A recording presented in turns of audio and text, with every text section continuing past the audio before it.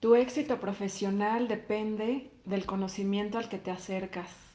Colega, muy buenas tardes. Como cada martes, te saluda Carla Cabrera. Y tu servidor y amigo, el psicólogo Jorge Ojeda, el día de hoy para presentarte tres tipos de conocimiento que pensamos que son fundamentales en la vida de cualquier profesionista de la salud mental, de cualquier psicólogo, de cualquier psicoterapeuta, y que cuando se ven por separado generan muchos problemas a nivel precisamente del desarrollo profesional. Entonces vamos a presentarte estos tres tipos de conocimiento en psicología y psicoterapia, que son el primero de ellos que es un conocimiento teórico, el segundo de ellos que es un conocimiento diagnóstico y el tercero que es un conocimiento técnico. Los vamos a ir describiendo poco a poco más adelante, pero en general la teoría se refiere precisamente a la descripción de las situaciones humanas. El conocimiento diagnóstico se refiere a un conocimiento nominal que nos permite abstraer en una categoría muy específica alguna situación humana, y el conocimiento técnico que se refiere a cómo intervenir. En cuanto al conocimiento teórico, aquí por ejemplo, me parece que la carrera y los programas de psicología y psicoterapia eh, están completamente llenos de este tipo de conocimiento que describen muy bien las situaciones humanas, por ejemplo, las teorías de la personalidad, que son conocimientos que desde nuestra perspectiva son demasiado abstractos para llevarlos a la práctica, ¿no? ¿Quién no recuerda, por ejemplo, en sus clases de teorías de la personalidad, las aproximaciones de Melanie Klein o de Margaret Mahler, inclusive de Freud, eh, Rogers, con este libro que nos parece fantástico, que es el arte de convertirse en persona, pero que realmente no tienen una aplicación técnica como tal? Otro tipo de materiales de esta naturaleza pues son los libros de autoayuda, que ahora me parece que están muy de moda en las redes sociales y en los grupos de WhatsApp y en los grupos de psicólogos. El hecho de enviar manualitos con respecto de las técnicas de crianza, de cómo ser una buena pareja, etcétera, etcétera, que nos parece que son como de un nivel, ¿cómo puedo decirlo? Pues como más coloquial, ¿no? Este es uno de los conocimientos teóricos que nos parece diferente, ¿no? Porque realmente a lo que se dedica la psicología positiva es a describir cómo es que los humanos son felices, ¿no? Cuando definitivamente todas o la mayoría de las otras aproximaciones pues simplemente se dedican a describir la patología. Y aquí, ¿cómo no mencionar también la teoría de la comunicación humana de Paul Václavic y compañía? Si ustedes se fijan, todo este tipo de conocimientos es meramente teórico, es decir, como que te dan una base de alguna manera científica, como para poder generar posteriormente diagnósticos e intervenir. Pero que por sí mismo, en sesión, intentando ayudar a las personas de manera profesional en la ejecución de la carrera, es completamente inútil. Me parece también que debemos ser cuidadosas en este conocimiento teórico, porque si bien es cierto, nos puede dar una base, una base para intervenir. Me parece también que actualmente se está confundiendo mucho el conocimiento teórico científico con, con libros que no tienen precisamente un conocimiento teórico validado. O sea, que son como la opinión de vida, ¿no? Por Sí, ejemplo, de un autor, que eso está bien, o sea, está bien que la gente escriba y que venda sus libros, pero pero está mal que los terapeutas lo ocupemos como una técnica o una herramienta al interior de los consultorios. Es algo que se está dando mucho actualmente porque yo creo fervientemente que viene de una necesidad de que los terapeutas o los psicólogos no saben cómo, no saben cómo intervenir, no nos enseñaron cómo. y ese no saber cómo viene precisamente de la calidad de los programas educativos, ¿no? Que están llenos de este tipo de libros, que, bueno, también hay calidades, ¿no? En cuanto a las descripciones de las condiciones humanas, como tú muy bien lo decías hace rato, pero me parece que muchos de los libros, o sea, que inclusive que pretenden ser libros técnicos, se quedan simplemente en la teoría, ¿no? Por aquí, por ejemplo, yo recuerdo mucho un libro por poner un ejemplo únicamente, ¿no? De Fagan y Shepard, de teoría y técnica de la psicoterapia gestáltica, que pretende ser un libro técnico, es decir, que te dice cómo hacer las cosas, me parece que no tiene más de 50 páginas en donde realmente describen una entrevista clínica. Me parece que estamos en una era donde nos vamos al extremo. O explicamos mucho las cosas o las queremos hacer tan simples que caemos en el consejo de forma Ajá. directa, ¿no? Y eh, ese desbalance, pues finalmente no le está haciendo bien a la psicología. Oye, eso ya lo habíamos discutido con varias instituciones públicas que nos han contratado para asesorarles, en el sentido de que cuando tienes una teoría que es demasiado vaga, ¿no? Que pretende ser técnica, pero que sigue siendo vaga, que pretende que las personas ejecuten algo que no se describe muy bien cómo debe ejecutarse, ¿qué es lo que hacen los profesionistas? Pues como diríamos en México, lo haces como Dios te da a entender. Pues cada quien lo hace como se le pega la gana, Claro, ¿no? Y eso no está bien. Por sí mismo, nos parece que puede ser una muy buena base teórica, pero no tiene sentido el hecho de, desde mi propia perspectiva, interpretar cómo ejecutarlo. Ahora, este conocimiento también es un conocimiento que está muy de moda ahorita en las redes sociales. sí, me parece que también la psicología está sobresaturada de diagnóstico. Se piensa, por ejemplo, que que cualquier prueba psicológica te ayuda a intervenir así por sí misma, ¿no? Déjame poner un ejemplo. Si yo aplico la prueba de Apgar familiar, yo creo que esa es la realidad familiar y el terapeuta no se detiene a ver qué hay más allá de la prueba.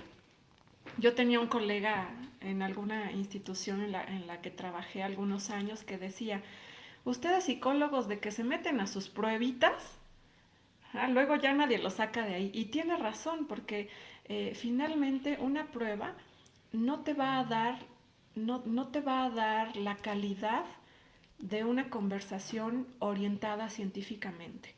Es únicamente un apoyo para el terapeuta, pero no es un hecho por sí mismo.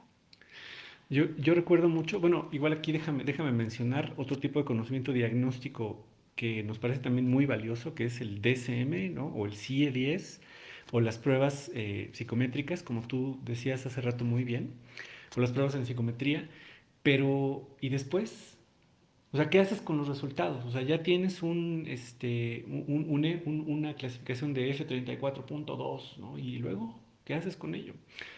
O ya tienes los resultados de una prueba psicométrica y luego, o sea, como qué es lo que haces con este tipo de resultados. Y muchos manuales de psicodiagnóstico mencionan que no hay mejor instrumento diagnóstico que la observación y la escucha que hace el terapeuta.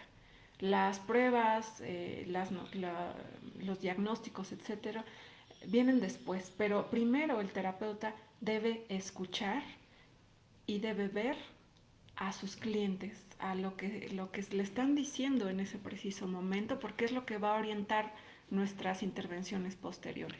Yo recuerdo mucho este libro del test del dibujo de la familia en la práctica médico-psicopedagógica de Luis Corman, que todo mi grupo en el posgrado amaba, ¿no? Porque realmente es un libro muy sencillo y está lleno de ejemplos, está realmente lleno de ejemplos con respecto de cómo interpretar los dibujos, pero luego ya que los interpretaste, ¿qué haces con esa interpretación? Eh, y bueno, en tercer lugar, tenemos este tipo de conocimiento técnico que es un tipo de conocimiento de ejecución. Por ejemplo, podemos aquí mencionar las técnicas del maestro Salvador Minuchin de las preguntas circulares, las escenas, iluminaciones, ¿no? O la famosísima pregunta del milagro de la terapia centrada en soluciones, la intervención 180 grados de la terapia centrada en el problema, o esta técnica complejísima de la técnica de externalización de Michael White. Pero cuál es el alma realmente de la técnica? ¿No? Esa es la pregunta, porque, por ejemplo, lo voy a decir así abiertamente, he visto muchos anuncios de recursos que son técnicas en psicoterapia, ¿no? Pero, y de repente como estudiante, ¿no? Cuando estás con este ánimo de obtener conocimientos para poder ser mejor terapeuta, para ser un terapeuta exitoso, que dices, bueno, pues lo voy a tomar porque este es un curso práctico. ¿no? Pero ¿cuál es el sustento teórico que tienen esas técnicas? Es la pregunta que forzosamente debes hacerte cuando ves un curso de esta naturaleza. Voy a, tal vez voy a ser muy evidente con este ejemplo, pero un médico no aprende a operar del libro. Aprende a operar teniendo una buena guía, sí con bases teóricas muy sólidas, Conoce la anatomía, por ejemplo, ¿no? por supuesto, ajá, conoce la anatomía, pero luego va a la aplicación técnica y luego se genera la pericia, por ejemplo. ¿No? Es decir, mira, aquí voy a seguir tu ejemplo, porque el hecho de, o sea, de que tú sepas usar un bisturí, ¿no? Que seas muy diestro usando el bisturí, haciendo incisiones, etcétera, etcétera, no te genera la capacidad, por ejemplo, para realizar una cirugía. Claro. Eso es muy correcto. Ahora, ¿cuáles son los problemas precisamente del conocimiento técnico, ¿no? Aquí nos hacemos dos preguntas, ¿no? La primera de ellas es cuál es la fundamentación teórica de las intervenciones y la segunda pregunta que nos hacemos es cuál es mi intención al ejecutar dicha técnica. Me parece que estas dos son preguntas que un terapeuta, un buen terapeuta debe mantener en su mente, porque eso es lo que nos va a dar posteriormente la pericia terapéutica. Ahora, ¿cómo es el conocimiento que es realmente aplicable en psicoterapia? Pues es un conocimiento que implica una base teórica, un conocimiento diagnóstico, precisamente que viene a raíz de todas estas perspectivas teóricas y que sabe precisamente cómo intervenir. Aquí les vamos a poner un ejemplo muy sencillo. Por ejemplo, tenemos al maestro Salvador Minuchin, que tiene como bases teóricas la teoría de la comunicación humana de Paul Watzlawick, que tiene desarrollada toda una teoría con respecto de la estructura de la familia, es decir, del buen funcionamiento de la familia, que a grandes rasgos tiene que ver con si los miembros de la familia ocupan su lugar y si lo ocupan bien. Número dos, realizar un diagnóstico estructural o a lo que él llama un mapa relacional en este capítulo fantástico de reestructuración, de técnicas de terapia familiar. Y obviamente tiene una serie de técnicas, ¿no? Que son tres, que podemos resumir en tres, que son la técnica de las preguntas circulares y lineales, la técnica de escenificación y la técnica de iluminación. Entonces aquí tenemos un conocimiento que es muy sólido, muy concreto, que le dice al alumno, que le dice al terapeuta en formación, cómo tiene que observar, qué es lo que tiene que observar, ¿no? Cómo lo tiene que clasificar y cómo tiene que intervenir para corregirlo. Inclusive podríamos hacer el mismo ejercicio con la terapia centrada en soluciones. Por supuesto. Ah, también nos dice teóricamente qué debemos hacer. Los terapeutas debemos mantener nuestra escucha activamente en las excepciones Okay. al problema, llamado técnicamente así, y también nos dice qué hacemos una vez que identificamos esas excepciones al problema. ¿No? Y de Scheiser decía que su perspectiva teórica era la del constructivismo radical, ¿no? Que todas las percepciones son individuales y que son 100% alterables o modificables por medio del lenguaje, ¿por qué no enfocarse precisamente en las excepciones al problema? Inclusive podemos llevarlo todavía más allá, ¿no? Podemos llevarlo a la aplicación de la normatividad mexicana, este mismo cuadrito, ¿no? Por supuesto, la norma, voy a poner un ejemplo que se me viene a la mente, la norma 028, que ustedes la pueden conocer y leer en el diario oficial de la Federación, estaría en la parte teórica. En la parte diagnóstica, por ejemplo, bueno, pues ahí hay varias cosas que observar. ¿Ah? Para atender a una persona con consumo de sustancias, tenemos que ver una serie de criterios, tenemos que ver las causas, qué lo precipita, cuáles son sus afectaciones en las áreas de vida, etcétera, para que a partir de una evaluación inicial o un diagnóstico inicial podamos determinar las técnicas a seguir en ese caso específicamente. ¿No? Lo mismo puede suceder con una persona, con una mujer que desafortunadamente esté en una situación de violencia de género. Aquí estaría la NOM 046, 46. que precisamente también nos da criterios diagnósticos con respecto de lo que sí es violencia y no es violencia, y la forma de intervenir técnica sería generar una hoja de referencia a una institución especializada en violencia. Y creo que aquí podríamos seguir poniendo muchos ejemplos, ¿no? Con respecto a la terapia narrativa. Me costaría, voy a ser sincero, me costaría un poquito de trabajo poner la terapia colaborativa, por ejemplo, en este cuadro, que me parece que tiene una base teórica muy sustentable.